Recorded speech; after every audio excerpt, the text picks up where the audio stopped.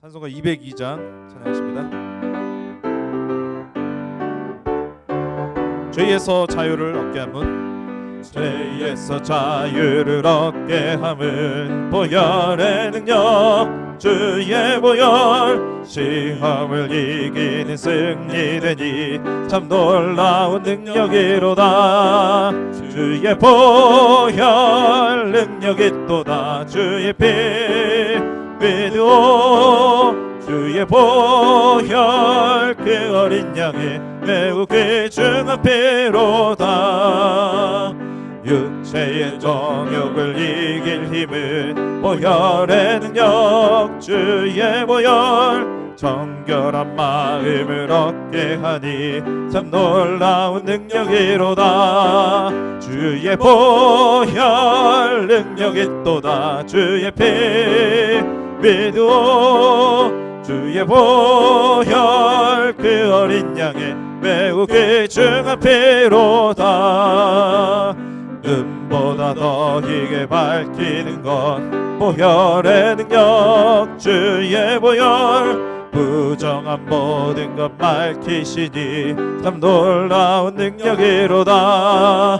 주의 보혈 능력이 또다. 주의 피 믿어 주의 보혈 그 어린 양의 매우 귀중한 피로다. 그 주의 복음을 전할 제목 보혈의 능력, 주의 보혈, 날마다 나에게 찬송 주니 참 놀라운 능력이로다. 주의 보혈 능력이 또다. 주의 피 믿어 주의 보혈 그 어린 양의 매우 귀중. 저희 3절 4절 다시 하십니다. 눈보다 더 희게, 눈보다 더 희게 밝히는 것 보혈의 능력, 주의 보혈, 부정한 모든 것 밝히시니 참 놀라운 능력이로다. 주의 보혈 능력이 또다. 주의 피 믿어 주의 보혈 그 어린 양의 매우 귀중한 피로다. 그 주의 복음을 전할 제목 보혈의 능력, 주의 보혈, 날마다 나에게 찬송 주니 참 놀라운 능력이로다. 주의 보혈 능력이 또다. 주의 피 믿어 주의 보혈 그 어린 양의 매우 다시 한번 주의 보혈 능력이 또다. 주의 보혈 능력이 또다. 그의 피 믿어 주의 보혈 그 어린 양의 매우 귀중한 피로다. 아멘. 찬송가 197장 찬양하십니다.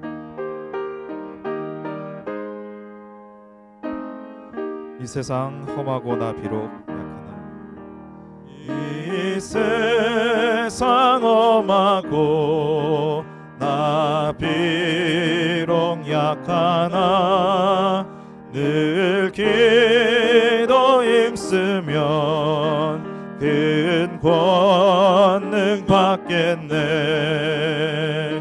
주의 은혜로 속하여서 비와 같이 붉은 죄는 같이 이겠네. 주님의 권능은 한없이 크오니 돌 같은 내 마음 주소서. 주의 은혜로 대속하여서 비와 같이 붉은 죄는 같이 이겠네. 내 마음이 약하여 내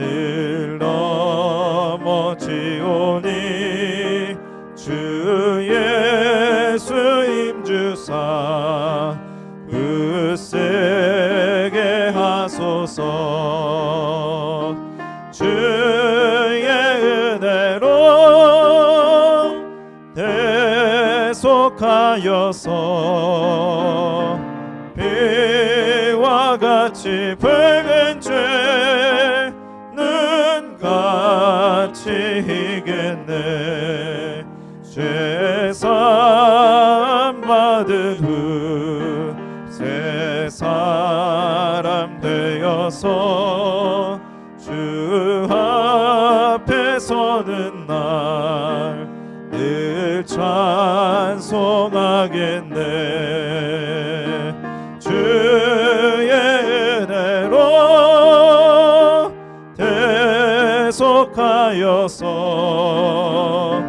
피와 같이 붉은 죄는 가. 4절 다시 하십니다. 죄사함 받은 후 죄사함 받은 후 새 사람 되어서 주 앞에 서는 날 늘 찬송하겠네.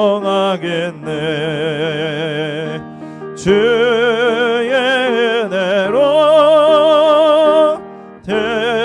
대속하여서 피와 같이 붉은 죄는 같이 이겼네.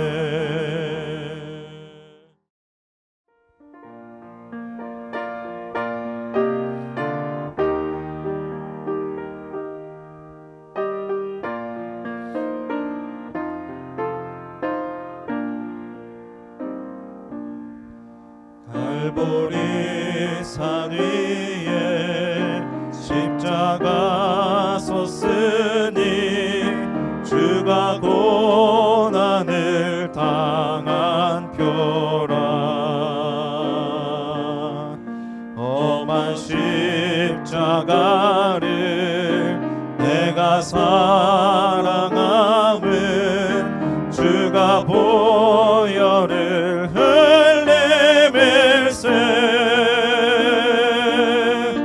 최후 승리를 얻기까지 주의 십자가 사랑하리. 빛난 멸류관 받기까지 험한 십자가 붙들겠네. 멸시함을 받은 주의 십자가에 나의 마음이 끌리도다. 귀한 어린 양이 영광 다 버리고 험한 십자가 지셨도다. 최후 승리를 얻기까지 주의 십자가 사랑하리. 빛난 멸류관 받기까지 험한 십자가 붙들겠네. 험한 십자가에 주가 흘린 피를 믿는 마음으로 바라보니 나를 용서하고 내 죄 사하시려 주가 흘리신 보혈일세. 최후 승리를 얻기까지 주의 십자가 사랑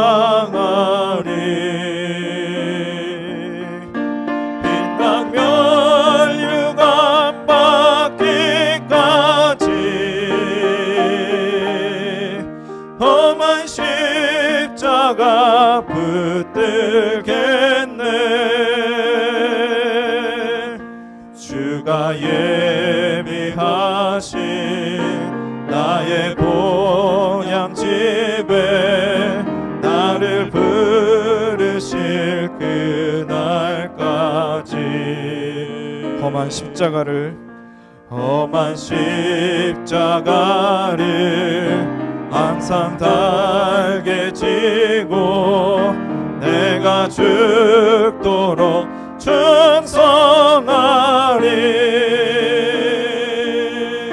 최후 승리를 얻기까지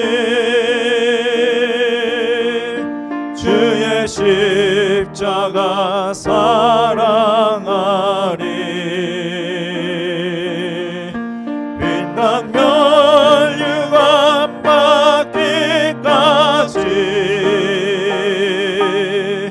험한 십자가 붙들. 저희 4절 다시 한번 하십니다. 주가 예비하신 나의 본향집에 주가 예비하신 나의 본향집에 나를 부르실 그날까지 험한 십자가를 항상 달게 지고 내가 죽도록 충성하리. 최후 승리를 얻기까지 주의 십자가 사랑하리. 빛나면 유관 받기까지 험한 십자가 붙들겠네.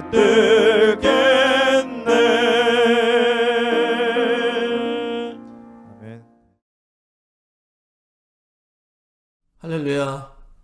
오늘은 고난주간 마지막 날 집회입니다. 제 6째 날 순환의 날 집회를 다같이 기도하심으로 시작하겠습니다. 사랑과 은혜가 충만하신 아버지 하나님, 이 고난주간 한 주간 동안 매일매일 예배를 드림으로 주시는 말씀을 통하여 주님의 고난의 발자취를 하루하루를 다 따라다니면서 말씀을 상고하고 주님이 저희를 위하여 어떤 고통과 순환을 당하셨는지 깨달을 수 있게 허락해 주심을 진심으로 감사드립니다. 특별히 오늘 이 순환의 날 십자가에 달리셔서 6시간 동안 7 말씀을 선포하시고 돌아가심으로 저희 인류의 모든 죄를 걸머지시고 저희 죄를 사해 주시고 또 부활주일 아침에 죄와 사망의 권세를 깨트리시고 부활하시는 우리 주님을 바라볼 수 있는 귀한 은혜 허락하여 주시옵소서.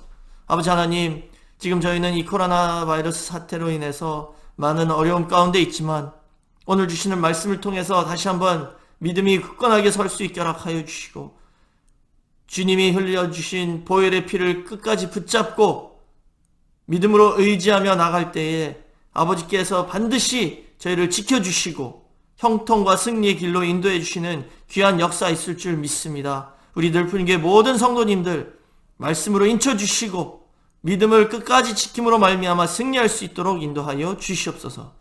반드시 다 이루어질 것을 믿고 감사드리며 예수님의 이름으로 기도드렸사옵나이다. 아멘. 네, 오늘은 고난주간 제 6째 날 바로 순환의 날이 되겠습니다. 오늘 허락해 주신 생명 양식은 요한복음 1장 29절 말씀 되겠습니다. 다 같이 읽고 오늘 말씀 시작하겠습니다. 요한복음 1장 29절 말씀 제가 읽겠습니다. 이튿날 요한이 예수께서 자기에게 나오심을 보고 가로되 보라 세상 죄를 지고 가는 하나님의 어린 양이로다. 이는 하나님의 말씀이니라. 아멘. 이 말씀을 보시면 예수님을 가리켜서 보라 세상 죄를 지고 가는 하나님의 어린 양이다 라고 외쳤죠. 이 뜻은 지금 인류의 죄를 지고 가시는 하나님의 어린 양 예수 그리스도를 바라보라는 뜻입니다. 특히 이 고난주간 그리고 이 고난주간 중에서도 특히 이 금요일 날 그 예수님의 발자취를 따라가면서 그분이 하신 일을 바라보라, 지켜보라 라는 뜻이죠. 그래서 오늘 저는 이 말씀에 순종하여 금요일 날 체포당하실 때부터 십자가에 돌아가실 때까지의 그 모든 상황을 한번 낱낱이 살펴보는 그런 시간을 갖도록 하겠습니다. 그럼 예수님께서는 목요일 날 밤에 제자들과 최후의 만찬을 하신 후에 겟세마네 동산에 나오셔서 기도를 하셨죠.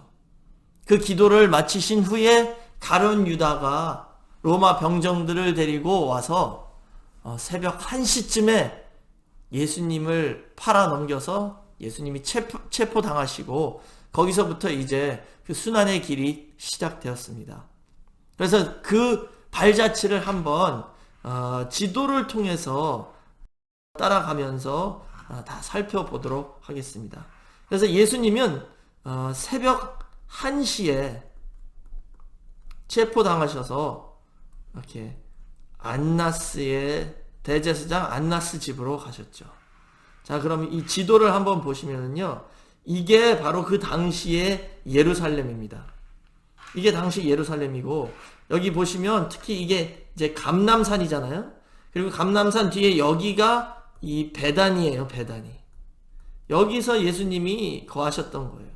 그래서 매일 베다니에서 이렇게 감람산을 넘어서 예루살렘으로 들어오셨다가 이 성전에서 여기서 활동하시고 다시 돌아가시고 이렇게 하셨죠.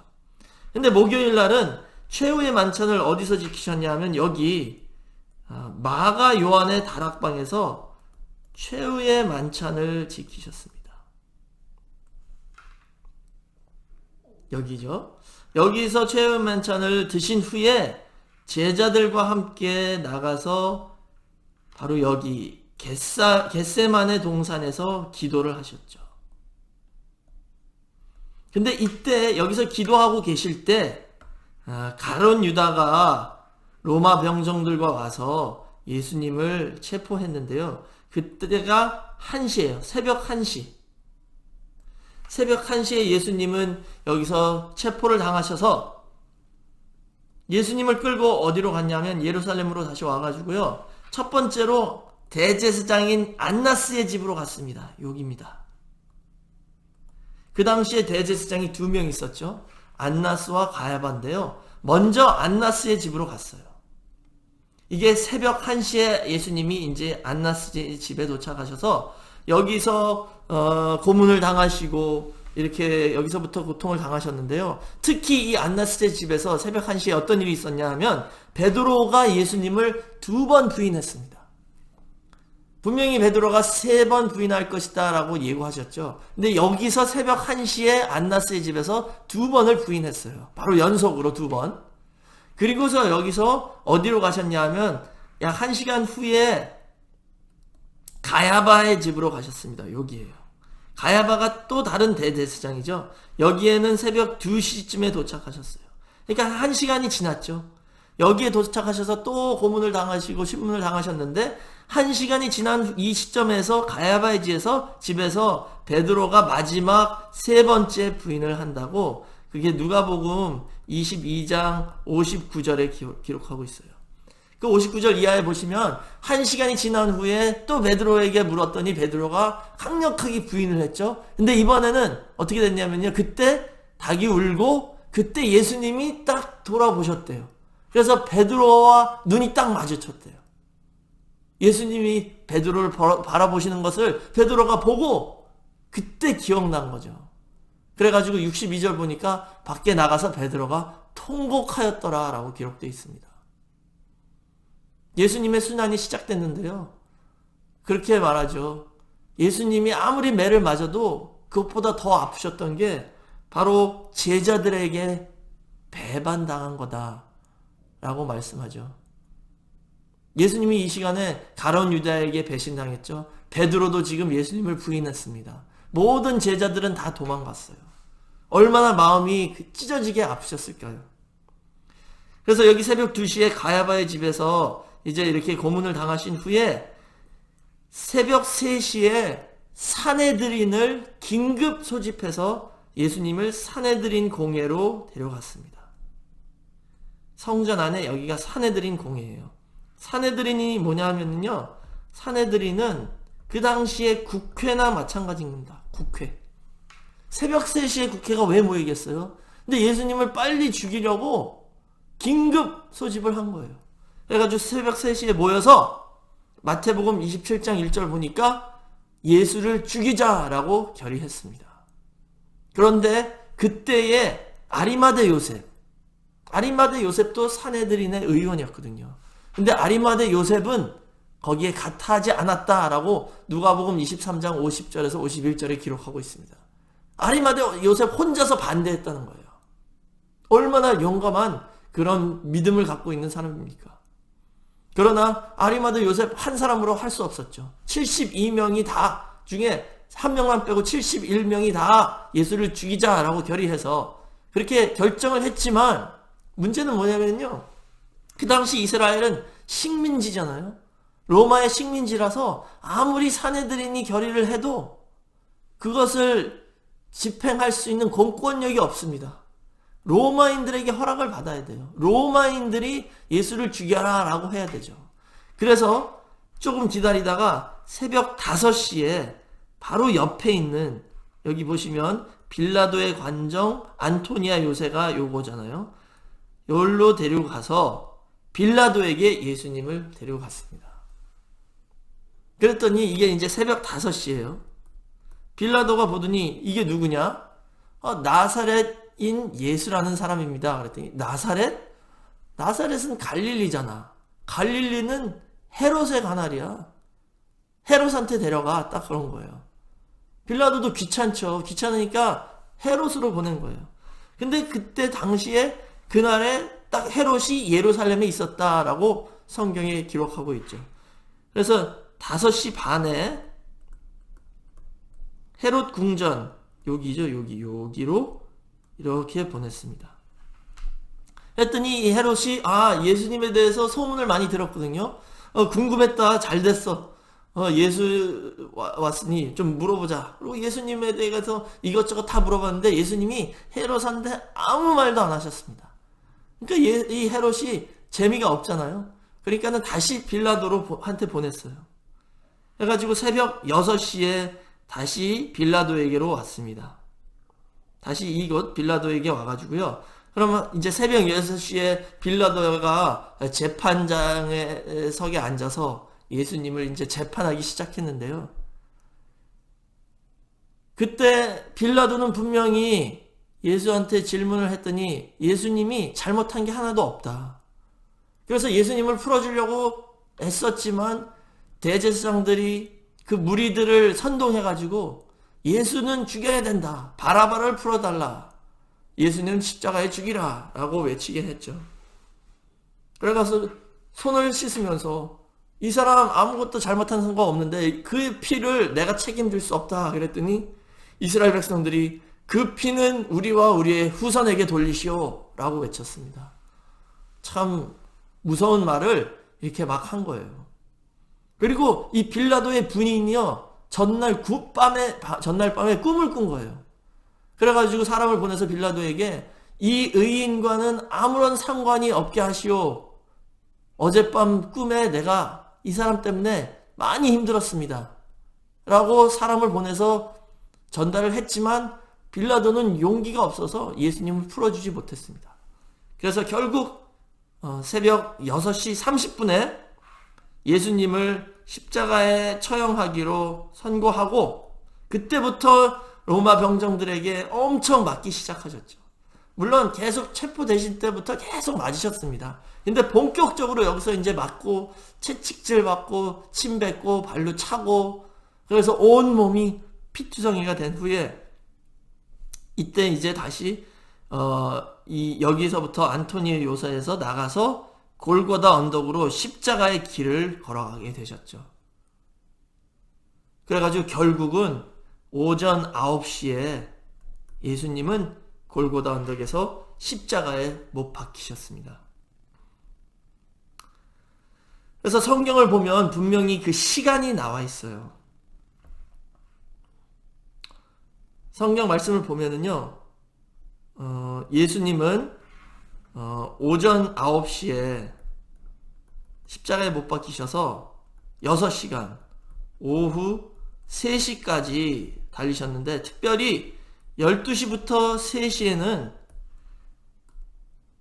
흑암이 땅을 덮었다 그랬죠. 해가 어두워지고 온 땅이 다 캄캄해졌대요. 그리고 예수님은 오후 3시에 운명하셨다라고 기록하고 있습니다. 성경에서 한번 그것을 찾아보겠습니다. 자, 보시면은요, 마가복음 15장 25절 보시면 때가 제3시가 되어 그랬죠. 여기 제3시는 그 당시에는 새벽 6시가 해 뜨는 때로 이 새벽 6시가 0시니까요. 1, 2, 3, 3시는 9시가 되는 거예요. 오전 9시. 그래서 오전 9시에 십자가에 못 박았고, 그 다음에 제60쯤, 6시니까 12시죠. 해가 빛을 잃고 온 땅에 어두움이 임하여 제9시까지. 제9시는 오후 3시입니다. 12시부터 오후 3시까지 땅이 완전히 캄캄했대요. 그리고 그 3시 때 예수님께서 운명하셨다. 여기 나와 있죠. 이렇게 된 겁니다. 자, 그러면은 더 구체적으로 한번 예수님께서 이 십자가상에서 하신 말씀에 대해서, 그 7 말씀에 대해서 한번 살펴보도록 하겠습니다. 예수님은 지금 6시간 십자가에 달리셔서 7 말씀을 하셨어요. 근데 참 우연이 아니죠. 창세기 1장 보시면 6일 창조하시는 동안 하나님께서 보기에 좋더라 라는 말씀을 총 7번 하셨습니다. 6일 동안 보기에 좋더라 7번 말씀하셨죠. 6시간 동안 예수님은 7 말씀을 하셨습니다. 이것은 절대 우연의 일치가 아니죠. 예수님께서는 분명히 십자가상에서 이 7 말씀을 통해서 어떻게 하셨어요? 저희를 재창조하셨습니다. 저희를 새롭게 해주신 거예요. 그래서 저희 죄를 다 사해 주시고 죄 없는 타락 전의 상태로서 저희를 올려주셨어요. 우리가 믿기만 한다면 그 상태로, 생명의 상태로 저희가 됐다는 것입니다. 그럼 예수님의 십자가상 7 말씀에 대해서 한번 하나씩 살펴보도록 하겠습니다. 첫 번째가 용서의 기도이죠. 용서의 기도.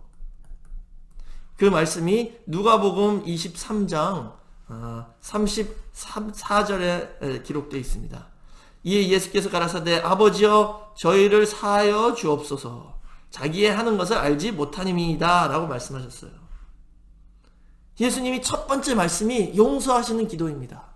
지금 예수님을 때리고 십자가에 못 박고 예수님을 배신하고 예수님을 팔아넘기고 예수님에게 거짓 증거를 해서 이렇게 죽이게 하는 그 모든 사람들을 다 용서하신 거예요.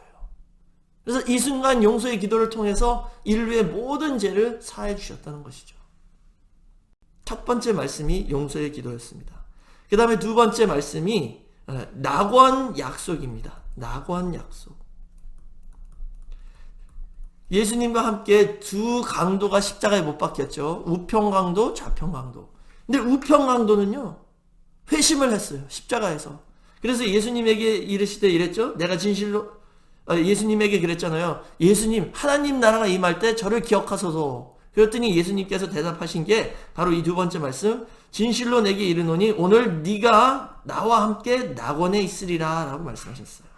낙원에. 우평강도에게 낙원의 약속을 주신 겁니다. 근데 신기한 것은요, 원래 이 우평강도도 악한 사람이었고요. 이 우평강도도 예수님을 비난했습니다. 근데 예수님은 십자가상에서도 전도를 하셨어요. 어떻게 됐냐면요, 이 마태복음 27장 44절 보세요. 함께 십자가에 못 박힌 강도들도 분명히 복수죠. 복수예요, 복수. 이와 같이 욕하더라. 둘 다 예수님을 원래 욕했습니다. 그런데 우평강도는 갑자기 바뀌었어요. 가라데 예수여 당신의 나라 임하실 때 나를 생각하소서. 당신의 나라라는 것은 이것은 하나님 나라입니다. 하나님 나라. 그러니까 예수가 지금 하나님이라는 것을 인정하고 고백하는 거예요. 이 우평강도가 왜 이렇게 변했습니까? 그것은 예수님의 용서의 기도를 듣고 이 사람이 깨달은 거죠. 용서의 기도 하시기 전에는 우평강도도 똑같이 예수를 욕하고 비난했는데 예수님이 그 십자가 고통 가운데서도 그 모든 사람들을 다 용서하시는 것을 듣고 이분은 보통 분이 아니구나. 어떻게 이렇게 아프고 고통 가운데 있는데 그 죽인 사람들을 다 용서할 수 있을까? 그래서 이 사람이 깨달은 거죠. 내가 이 나사렛 예수라는 사람에 대한 들은 그 모든 소문이 맞나 보다. 진짜 기사 이적을 행했고 진짜 이분이 메시아구나 라는 것을 깨닫고 이런 신앙 고백을 십자가에서 해서 낙원의 약속을 받았다는 것입니다. 보세요. 예수님은 이렇게 고통 가운데 있으신데도 전도를 하셨어요. 십자가에서. 그 다음에 세 번째 말씀이 모친 위로입니다. 모친 위로. 예수께서 그 모친과 사랑하는 제자 요한이죠. 요한이 곁에 있는 것을 보시고 그 모친께 말씀하시되 여자여 보소서 아들이니이다 라고 그랬죠. 여자여 그랬어요. 여기 여자여 보소서 아들이니이다. 이 아들은 지금 십자가에 달린 예수님 보고 보소서 내가 당신 아들입니다 라고 말씀하신 게 아니라 지금 옆에 있는 그 요한을 아들 삼으라 라고 말씀하시는 거예요. 그럼 보세요. 지금 이 모친이 십자가 밑에서 울고 계셨겠죠. 분명히 사랑하는 아들이 이렇게 돌아가시는데 얼마나 통곡을 했겠어요. 근데 그런 상황에서 어머니한테 여자요 그러면 얼마나 불효입니까? 근데 지금 예수님이 이렇게 하시는 말씀 이유가 있는 거예요. 이 순간 예수님은 자신의 신성을 증거하고 있는 겁니다. 지금 예수님은 마리아의 아들이 아니라 하나님의 아들 예수 그리스도 메시아라는 것을 증거하는 거죠. 하나님은 아비도 없고 어미도 없으신 분이에요. 그러니까 마리아에게도 여자요 라고 말씀하신 것은 이제부터는 내가 당신의 아들이 아니라 메시아 구세주이기 때문에 나를 믿고 어머니도 마리아도 나를 믿고 영접해야지만이 구원을 얻는다라는 것을 증거하시기 위해서 그 예수님의 신성을 증거하시기 위해서 여자요 라고 외치셨다는 것이죠. 그 다음에 네 번째 말씀은요. 이 네 번째 말씀은 첫 세 번째 말씀은요. 9시에서 12시 사이에 첫 번째부터 세 번째 말씀을 하셨습니다. 이것은 순서대로 9시에서 12시 사이에 빛이 있는 가운데 하신 거예요. 근데 네 번째 말씀은 보세요. 제 9시쯤에 그랬죠. 제 9시쯤에. 9시면은 몇 시예요? 오후 3시입니다. 오후 3시. 그러니까 12시서부터 3시까지 캄캄했었잖아요. 그 캄캄한 동안 예수님은 아무 말씀 안 하시다가 갑자기 3시가 다 돼서 네 말씀을 연달아 쫙 하시고 운명하셨다는 거예요. 9시부터 12시까지는 첫 번째부터 세 번째 말씀을 하셨고 12시부터 3시까지는 침묵하시다가 3시 될 즈음에 대해서 네 말씀을 완전 다 연속으로 말씀하시고 그 다음에 돌아가셨다는 것이죠. 네 번째 말씀은 뭐냐? 엘리 엘리 라마 사박단입니다. 그 뜻은 뭐예요? 나의 하나님이 어찌하여 나를 버리셨나이까? 라는 말씀이죠. 이 말씀 때문에 많은 학자들이 예수님은 십자가에서 실패했다라고 주장하는 사람도 있어요. 그렇게 말씀하시는 사람들은 믿음이 없는 사람들입니다. 예수님이 어떻게 실패하십니까? 근데 여기서 하나님을 원망해서 실패했다라고 주장하는데요. 그게 아닙니다. 그분들은 이 말씀을 오해하는 거예요. 예수님이 왜 이런 말씀을 했는지 저희가 알아야겠죠. 첫 번째부터 세 번째 말씀은 예수님의 신성을 증거하는 말씀이죠. 죄의 사함을 주시고 용서하셨죠. 낙원을 약속하셨죠. 모친을 위로하면서 본인이 하나님 자신이라는 것을 증거하셨습니다. 근데 이 네 번째 말씀은 예수님의 인성을 보여주시는 말씀인데 인성도 보통 인성이 아니라 예수님은 지금 이 순간 가장 낮은 자리에 지옥에 갈 그 사람들, 특히 이 좌편 강도 같은 그런 악한 사람들의 자리로 내려가셔서 나의 하나님 어찌 나를 버리셨나이까 라고 외치시는 거예요. 그 죄인들 대신해서 외쳐주시는 것이죠. 그걸 저희가 어떻게 아냐면요. 엘리 엘리라는 표현이 나의 하나님 이 뜻인데요. 예수님은 평생 이 땅에서 하나님을 하나님이라고 부르신 적이 없습니다. 항상 아버지라고 부르셨어요. 예수님이 처음으로 여기서 하나님에게 하나님이라고 부르는 그 상황입니다. 그걸 볼 때 이것은 예수님답지 않은 말씀이잖아요. 그러니까 여기서 예수님이 지금 하나님의 아들의 입장으로서 외치시는 게 아니라 최고로 낮은 그 지옥에 있는 그 죄인들의 자리에서 하나님 왜 저를 버리셨습니까?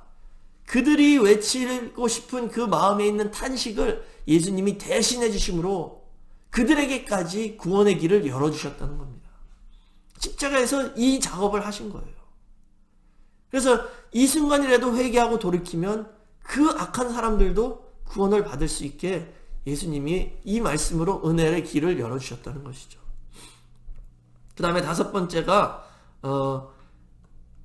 목마르다, 내가 목마르다 라고 외치셨습니다. 이것도 저희가 잘 이해해야 되는 게요, 요한복음 4장 보시면 수가성 여인과 만나서 대화하셨죠. 그 수가성 여인에게 뭐라고 그러셨어요? 내가 주는 물을 마시면 너는 영원히 목마르지 않을 것이다. 본인이 생명수의 주인임을 말씀하셨죠. 근데 그런 분이 어떻게 내가 목마르다라고 외치셨겠어요? 이거 육신적인 그냥 목마름을 말씀하시는 게 아닙니다. 이것도 역시 타락한 모든 인류 대신해서 이 탄식하시는 모습입니다. 왜냐면요, 아담 이후에 타락한 모든 사람들은 지금 영적 갈증 때문에 목마름의 삶을 살고 있습니다. 그것도 모르면서 그렇게 사는 거예요. 매일매일 헐떡이면서 그 목마름 가운데 살고 있다는 거예요. 예수님이 그걸 보시고 그들을 대신해서 탄식해 주시는 것이죠. 그래서 예수님의 생명수를 그들에게 선물로 주셨고 그들의 목마름을 다 가져가셔서 예수님이 인류의 목마름을 다 걸머지시고 이 시간 목마르다라고 외치신 겁니다. 믿기만 하면 이제 저희 모두가 다 예수님의 그 생수, 생명수를 받아 마실 수 있다는 것입니다.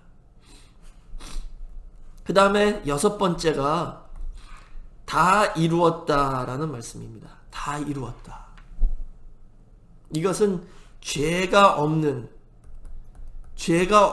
사람만 할 수 있는 고백이죠. 죄 있는 사람이 어떻게 다 이루었다라고 말할 수 있겠습니까? 죄가 없으신 분이니까 주신 사명을 다 완성했다, 확신 가운데 이렇게 운명하실 수 있는 거예요. 참 믿는 성도로서 저희에게 본을 보여주셨죠. 저희도 이 생애를 마감할 때 진짜 후회 없이 하나님 아버지께서 저희에게 주신 사명을 다 마쳤다, 다 이루었다 라는 고백을 할 수 있는 그런 성도가 돼야 되겠죠. 저희 힘으로는 할 수 없습니다.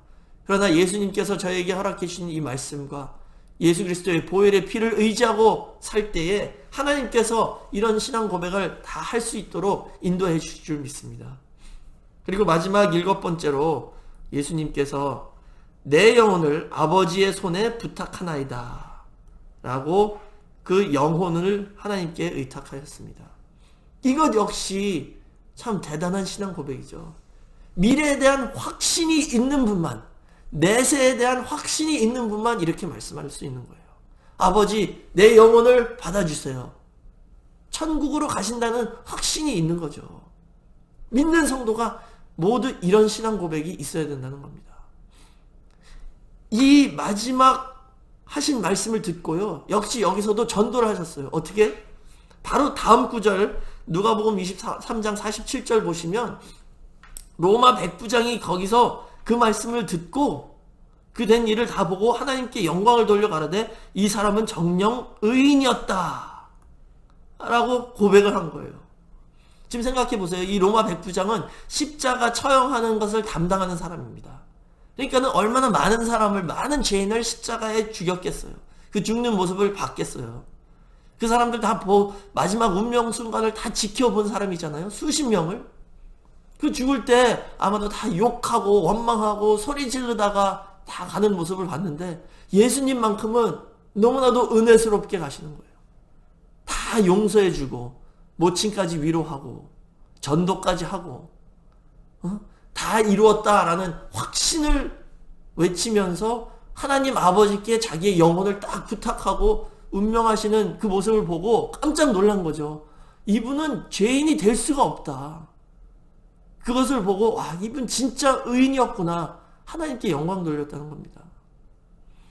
그리고 그 다음 구절인 48절 보시면 그 곁에 구경하던 무리들도 그 된 일을 보고 다 가슴을 두드리고 돌아갔대요. 가슴을 두드렸대요.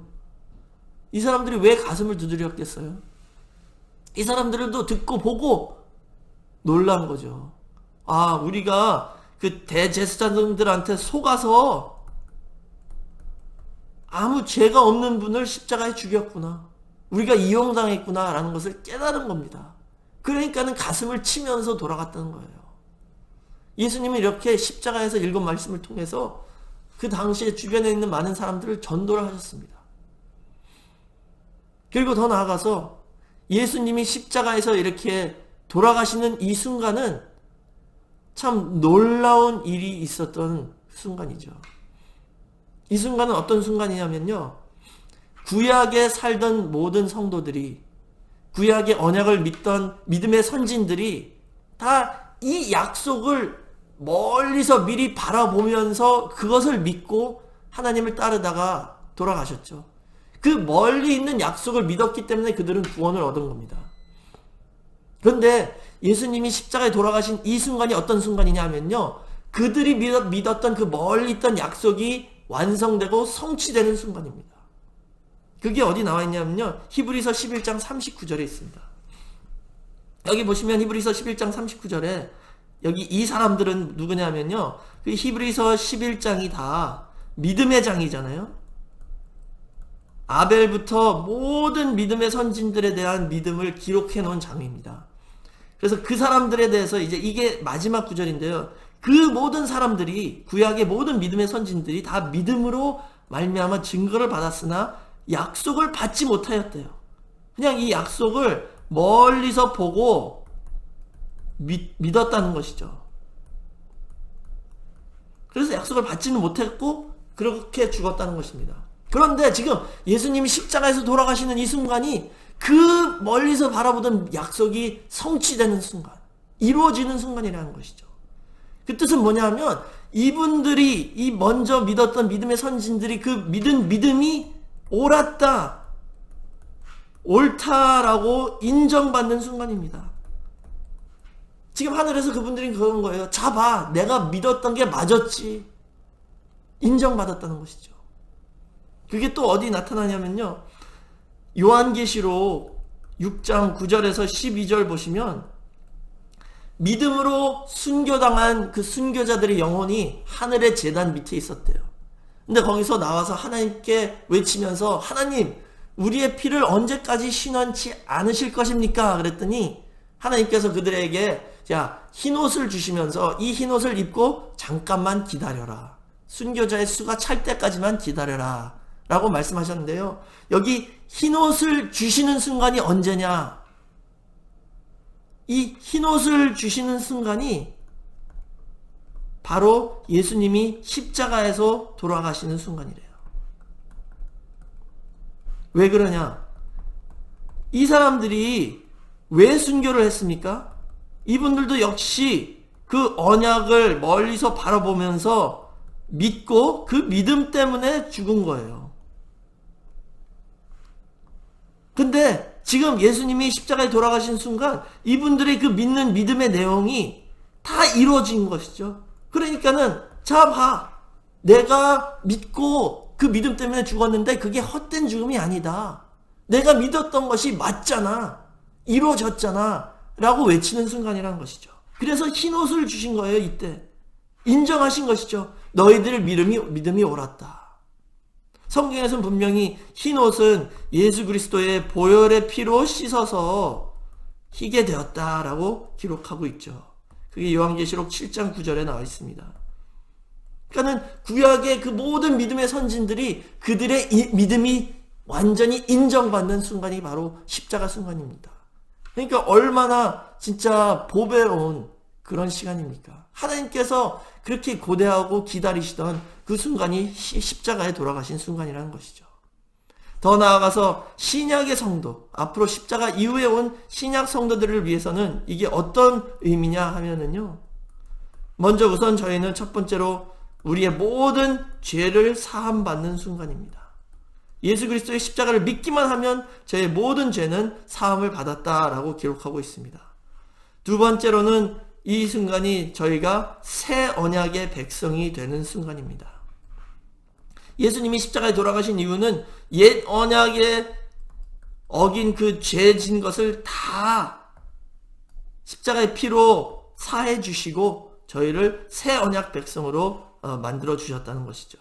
그게 히브리서 9장 15절에 나와 있습니다. 이를 인하여 그는 새 언약의 중보니 이는 첫 언약 때 범죄한 죄를 속하려고 주구사. 첫 언약 때 우리가 첫 언약이 율법이잖아요. 우리가 율법 어긴 거 다 용서해 주시고 영원한 기업의 약속을 얻게, 다시 말하자면 새 언약을 얻을 수 있도록 이렇게 십자가에 돌아가 주셨다라는 뜻입니다.